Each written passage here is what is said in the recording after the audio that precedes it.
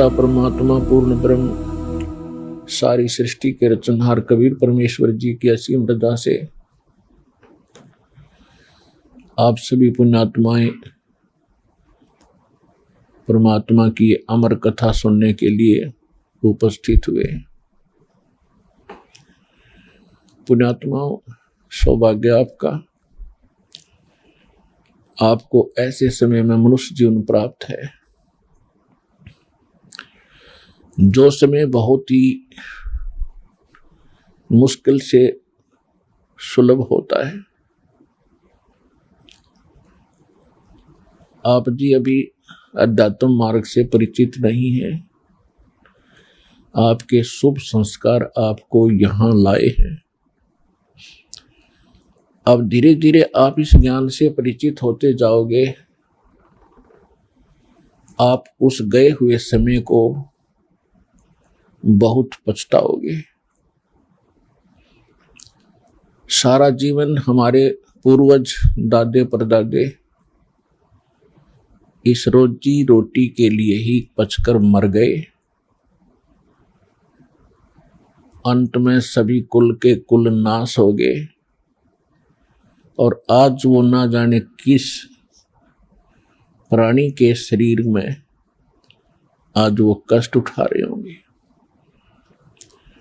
और यही स्पीड हमने पकड़ रखी थी, यही क्रियाएं हम कर रहे थे जब तक हमें ये ज्ञान नहीं हुआ था कि मनुष्य जीवन का एक वेरी इंपॉर्टेंट वर्क और है। और जो वेरी इंपॉर्टेंट काम था, घना जरूरी कार्य था मनुष्य जीवन का, उसको तो हम एक एक्स्ट्रा सा काम मान रखा था। 6 महीने में कभी चले गए अपने इष्ट धाम में, कोई त्योहार आया उस दिन कोई प्रसाद बना लिया और खा लिया, कभी थोड़ी बहुत कोई आरती मंत्र जैसे भी प्राप्त थे कर लिए। ये न तो कोई भक्ति थी, क्योंकि शास्त्र विरुद्ध होने से वो भक्ति भी नहीं थी, और न ही हमारी विशेष रुचि थी। आत्मा परमात्मा के बिना तड़पती रहती है, इसलिए वो कभी अंगड़ाई लेती थी तो काल ने ये 36 जाल बना रखे हैं। कोई तीर्थ बना दिया, कि तो मंदिर बनवा दिया, कहीं पर ये नकली संत बैठा दिए हुआ बाई बकने वाले, तो हम वहां जाकर अपनी आत्मा को संतोष दिलाते थे कि हमने मत्था टेक लिया, 5.25 का प्रसाद बांट दिया और नाम ले लिया गुरुजी से, हमारा कल्याण हो ही जाएगा। ऐसा नहीं था। ये सब काल की भूल भुलैया और हमारे अध्यात्म अज्ञान का ही परिणाम था। तो यहां आने से आपको सबसे पहले अध्यात्म ज्ञान से परिचित कराया जाता है। इसके साथ साथ आप पर आने वाले सभी संकटों का भी निवारण परमात्मा करेगा, क्योंकि आप उसके बच्चे हो, आप उसके बेटा बेटी हो। यदि पिताजी समर्थ है, सक्षम है, और बेटा या बेटी किसी कारण से भी गलती कर देते हैं, उनको कोई हानि हो रही है, तो अक्षति पूर्ति पिता तुरंत कर देता है। यदि वो पुत्र और पुत्री भविष्य में माता पिता के अनुकूल चलना का वायदा करे। इसी प्रकार हम बिगड़ गए हैं, अपने परमात्मा पिता से विमुख हो गए थे, और इस काल के जाल में फंस के हम अनेकों कष्ट उठा रहे। जिसमें हम परमात्मा के पुनः समर्पित हो जाएंगे, वो हमें फिर सभी सुख देगा, उस पिता की तरह जो अपनी संतान को देता ही है। तो आपके ऊपर एक विशेष रहम किया है दाता ने, ऐसे समय में मानुष जीवन दिया, और फिर पिछले शुभ संस्कार आपके यहाँ प्रेरित करके लाए हैं। यहाँ पर कोई भी पुण्यात्मा भले ही कोई किसी रोग के कारण आया है, कोई अन्य संकट निवारण के लिए ही यहाँ पहुंचा है, उसके लिए वो दुख, वो कष्ट, वो संकट एक वरदान सिद्ध होगा, यदि वो इस मार्ग पर ढंग से समझकर टिका रहा तो। क्योंकि कोई भी ऐसी वस्तु नहीं होती जो तुरंत कर दी जावे। एक संकट आपका आशीर्वाद से निवारण कर भी दिया और आप संतुष्ट हो गए और चले गए, फिर आए नहीं। वो तो एक का दुख दूर हुआ, आपके जीवन में ना जाने कितने संकट और आने शेष हैं। और यहां आते रहोगे तो उन सभी का निवारण सहज में होता रहेगा। आपको पता भी नहीं चलेगा कि कोई आपत्ति हमारे पर आनी थी। उसको परमात्मा पहले ही दूर कर देगा। किन के संकट दूर करेगा? जो परमात्मा पर समर्पित हो जाएंगे। समर्पित हमने कैसे होना है? जैसे पतिव्रता स्त्री अपने पति के अतिरिक्त किसी अन्य पुरुष में कभी भी पति वाला भाव नहीं करती, तो उसका पति उससे विशेष प्रेम करता है, विशेष उसका ध्यान रखता है। तो हम अपने पति से, अपने मालिक से, अपने स्वामी पूर्ण परमात्मा कबीर देव से हम दूर हो चुके हैं। हमने यहां आकर के 36 खसम कर लिए। कैसे कर लिए? कभी हम शिव की पूजा करते हैं, उसको मालिक मान बैठते हैं। कभी हम गणेश को मालिक मान बैठते हैं। कभी हम विष्णु जी को, कभी हम अन्य देवी देवताओं या गांव के किसी भैरव भूत बेतालों को। और ये ऐसे सक्षम नहीं हैं जो हमें कुछ सुख दे सके। ये ना हमें दुख दे सकते, ना ये हमें सुख दे सकते, क्योंकि ये केवल हमें किया कर्म ही देते हैं। और पूर्ण परमात्मा सत्य पुरुष कबीर देव, कबीर साहिब, ये हमारे सभी संकटों का निवारण करते हैं। ये सक्षम है। हमारे जीवन में आने वाले यानी प्रारब्ध में, किस्मत में किसी भी प्रकार का कोई संकट है, उसका ये निवारण सहज में कर देते हैं।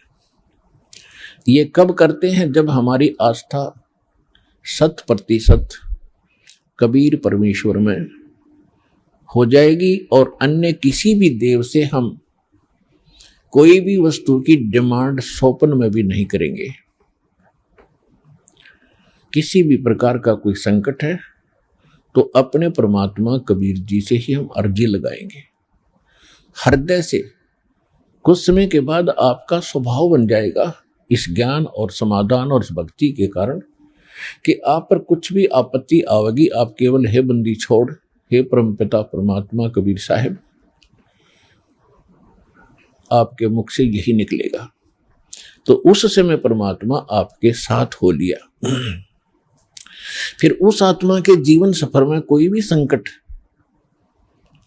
सफर के अंदर कांटे होते हैं रास्ते में, तो हमारे जीवन सफर में कोई भी कर्म, पाप कर्म रूपी कांटा होगा, तो वो परमात्मा ऐसे बुहार देगा जैसे पतिव्रता जमी पर जो जो धर है पाँव, समर्थ झाड़ू देत है ना काटा लग जावे। उस समर्थ को भूल कर हम परमात्मा से दूर होकर संसारिक लोगों से, संसारिक इन अधिकारियों से और इस 3 लोक के भगवान देवों से, हम इनसे अपना संकट निवारण की इच्छा करते रहे। ये हमारी अध्यात्म ज्ञान की जो कमी थी, त्रुटि थी। और जब हम परमात्मा से ही सब कुछ डिमांड करेंगे, इनके ऊपर समर्पित हो जाएंगे, तो परमात्मा कहते हैं जिस समय आप गर्भ के अंदर थे उस समय आपके साथ कौन था? ना माँ थी, ना पिता था, ना कोई अन्य सगा संबंधी था। अकेले आप और परमात्मा, बीच में कोई नहीं था। उस समय आप सीधी पुकार कर रहे थे, हे परमात्मा मुझे इस नरक से निकाल दे। माँ के गर्भ में बहुत पीड़ा होती है, उस पीड़ा को हम बाहर आने से भूल जाते हैं, क्योंकि त्रिगुण में माया, इन तीनों गुणों के प्रभाव से हम बहुत ज्यादा प्रभावित होकर के अचेत हो जाते हैं। वो पिछली सब शुद्ध बुद्ध समाप्त हो जाती है। और परमात्मा आप कितना साक्षी है कि अंदर माँ के पेट में आपको उसने पाला। माँ के गर्भ से बाहर आने से पहले आपकी कैसी व्यवस्था कर दी, वो कितना चिंता करता है आपकी। दांत नहीं थे तो माँ के स्तन में दूध भेज दिया, और उससे पहले एक टोपा दूध नहीं था माँ के स्तन में। जो परमात्मा इतना भविष्य की आपकी चिंता करता है, और बाहर आकर के आप स्वयं इतने इंटेलिजेंट बन गए, चतुर बन जाते हो, धनी बनने के लिए, अपनी सुरक्षा करने के लिए, अपने को सुखी बनाने के लिए लोगों को लूटते हो, रिश्वत लेते हो, चोरी करते हो, डाके मारते हो। आप भगवान के विधान को भूल गए, आपको याद नहीं है। जो परमात्मा आपकी इतनी केयर टेक करता है, इतनी देखभाल पहले से चिंतित है, तो अब कौन सा वो दूर है आपसे। आपको केवल प्रारब्ध तो मिलेगा ही मिलेगा जो आपकी किस्मत में लिखा है, उसको तो उसको भी मिलेगा जो भक्ति नहीं करते। लेकिन भक्ति करने का उद्देश्य मूल यही होता है, आत्म कल्याण हो, और इस जीवन में हमारा कोई पाप कर्म हो, कोई कष्ट आना हो, उसका भी निवारण हो। तो उसका निवारण तो एक ही से हो सकता है, उस परम पिता परमात्मा पूर्ण ब्रह्म से। अन्य भगवान, अन्य ये देव, वो संकट निवारण नहीं कर सकते। पाप के हमारे किस्मत में लिखे हुए कर्म को वो नहीं समाप्त कर सकते, वो भोगना ही पड़ता है। केवल कबीर देव, कबीर साहब, ये हमारे इन पाप का नाश कर सकता है, हमारे जीवन को सुखी कर सकता है। तो क्या बताते हैं, उस समर्थ की रीझ छुपाई, अब कुल कुटुंब से राता, गर्भ के अंदर बचन भरे थे, कहाँ गई वो बात। अब देखो परमात्मा फिर आकर हमें सचेत करते हैं, क्योंकि काल ने तो हमारे ऊपर पर्दा डाल दिया, बुद्धि पर पत्थर गिर दिए। माँ के गर्भ से बाहर आते ही हम सब कुछ भूल गए, नए सिरे से पढ़ाई जाती है। ये तेरा चाचा, ये तेरी चाची, ये तेरी माँ, ये तेरे पिता, मामा, ये बुआ, और कै ख ग ग, ये नए सिरे से पढ़ाई जाते हैं। हम इतने जो है अचेत हो जाते हैं, और परमात्मा फिर आकर हमें फिर नए सिरे से याद दिलाते हैं कि उस समर्थ की रीझ छुपाई। उस समर्थ ने आपके ऊपर प्रसन्न होकर के आपकी प्रार्थना सुनी। रीझ माने खुश होकर के आप पर जो रहम किया, वो रीझ आपके ऊपर प्रसन्न हुए। उस समर्थ की रीझ छुपाई, वो भूल गया तो उस मालिक के उस रहम को। अब कुल कुटुंब तय राता, अब भूल गया ये तेरा बेटा या कोठी या कार, ये मेरा, ऐसे वैसे सारा दिन इसी भूल भुलैया में जीवन नाश कर रहा है। और गर्भ के अंदर बचन भरे थे, कहाँ गई वो बात। अब परमात्मा याद दिलाते हैं, अब कहाँ गई वो तेरी बात जब यूं क्या था माँ के पेट में कि हे परमात्मा एक बार मुझे बाहर निकाल दे, कभी भी गलती नहीं करूँगा, आपकी याद गणी रखूँगा और आप पर पूरा विश्वास करूँगा। निर्वाह के लिए कार्य करते समय भी आपकी याद कभी नहीं भूलूंगा। और अब हम क्या करते हैं, केवल सांसारिक इन कार्यों में सारा जीवन लगाते हैं। भगवान की याद तो कभी कोई चर्चा करता तभी आती है, ना तो स्वप्न में भी ना आती है हमारे को। तो उसके लिए क्या बताते हैं कि वो परमात्मा जब आपको माँ के गर्भ में भी सुरक्षित रखता है, आपके बाहर आने से पहले आपके आहार के लिए माँ के स्तन में दूध भेजता है, तो आगे आने वाले जीवन में जो तूने जैसा किया है उसमें क्या वो कमी करेगा? तो इस आधार से भी हमने उन बुराइयों से हट जाना चाहिए जो हम स्वयं धनी बनना चाहते हैं। चोर मिलावट करके, झूठ बोल के, चोरी करके हम इस तरह जो धनी बनना चाहते हैं, रिश्वत लेकर, तो ये हमारी भूल है। ये पैसा ऐसे एकत्रित किया हुआ आपके पास नहीं रहे। परमात्मा आप पर रहम करेगा और उसकी भक्ति सत्य करोगे तो जो प्रारब्ध है वो तो आपका मिलेगा मिलेगा, लेकिन उस प्रारब्ध के अंदर जो कांटे हैं कर्म के वो नहीं दुख देंगे, और फिर प्रारब्ध से अधिक भी देगा, क्योंकि परमात्मा के पास वो समर्थ है, वो उनके पास एक वीटो पावर है, वो केवल कबीर साहब के पास है। जैसी आपकी श्रद्धा और लगन देखेगा, विश्वास और दृढ़ता देखेंगे, तो आपको किस्मत से अधिक भी देंगे, अच्छा भी देंगे, और आपके पाप रूपी कर्मों के कांटों को भी वो पहले ही निकाल देंगे। आप तक तो आने भी नहीं देंगे वो, जब आप पर समर्पित हो जाओगे उनके ऊपर कैसे समर्पित होंगे? और फिर वो कैसे करेगा? जो पति भरता पति से राती, आन पुरुष नहीं भावे, बस पी हर में सुरत प्रीतम में, ऐसे जान लगावे। कि जैसे पतिव्रता अपने पति से ही लीन रहती है, आन पुरुष अन्य पुरुष नहीं भावे, उसके मन में स्वप्न में भी नहीं आता अन्य पुरुष के प्रति कोई भी कुविचार। और यदि वो लड़की अपने माँ के चली जाती है तो भी अपने पति की सुध वो मुख से नहीं बोलती, लेकिन अंदर से वो नहीं भूल पाती। ऐसे ही आप उस परम पिता पर आश्रित हो जाओगे।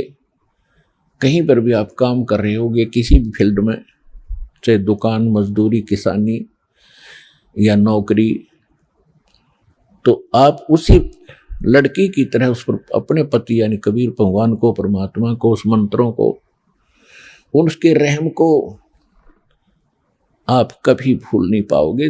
तो उस समय आपका नाता उस परम पिता से जुड़ चुका है। यदि आप पल पल पर भूल जाते हो, याद नहीं रहती है भगवान की मेहर, तो अभी आपकी समर्पण भाव में कोई कमी है, जिस कारण से भगवान ने आपको दृढ़ता से नहीं पकड़ा है। तो जब आपको परमात्मा दृढ़ता से कैच कर लेगा, आपकी सच्चा समर्पित भाव देख लेंगे, वो तो अंतर्यामी है। तो उस समय कहा है कि जैसे पतिव्रता जमीन पर और जो जो धर है पांव, जितने कदम रखती है, समर्थ झाड़ू देत है, ना काटा लग जाए। इतना दयालु है ये कबीर भगवान। आपके जीवन रूपी सफर में आपके कदम रखने से पहले आपके वो पाप रूपी कांटों को बुहार देगा, झाड़ू दे देगा आपके रास्ते में, कि कहीं मेरी प्यारी आत्मा को कांटा ना लग जाए। अब दास देख रहा है, जिसने आज 20-20 वर्ष हो गए नाम लिए, ने 10-10 वर्ष हो गए, 15-15 वर्ष हो गए, 5-5 वर्ष हो गए, 6-6 वर्ष हो गए, अब वो कितना सुखी जीवन जी रहे हैं, और उनके घरों के पास में, दूसरे रिश्तेदारों में, अपने घरों में दूसरे चाचे ताऊओं में के कर टूट रहे हैं, और कितने कितने दुखों का वो सामना कर रहे हैं।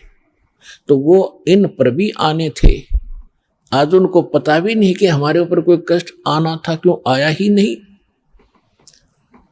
तो पुण्यात्माओं, आज उन भक्तों से पूछकर देखना आप, क्योंकि आपको यहां इकट्ठा इसलिए किया जाता है, आपसे पहले लगे हुए बच्चे, भाई बहन आपके भी यहां आते हैं, और वो आपको अपना अनुभव सुनाते हैं कि हम ऐसे दुखी थे, और जिस दिन से दीक्षा ली है, मालिक की शरण ग्रहण की है, हम पर कोई संकट नहीं आया। आपको दृढ़ता मिलती है, आपको विश्वास होता है, और वो सच होती है। जब एक आम आदमी जिसको आप जानते नहीं, वो आपको जानता नहीं, बता रहा, तो सच्चाई होती है। तो इसलिए फिर आप और डगमग होने से बच जाते हो। इसलिए आप जी को यहां बुलाया जाता है। और पुण्यात्माओं, इस अमर कथा में अरुचि ना करना। असंख्यों युगों के बाद तुम्हारा बिल्ली के भागों छीका टूटा है, ये इसको छक छक कर खा लो।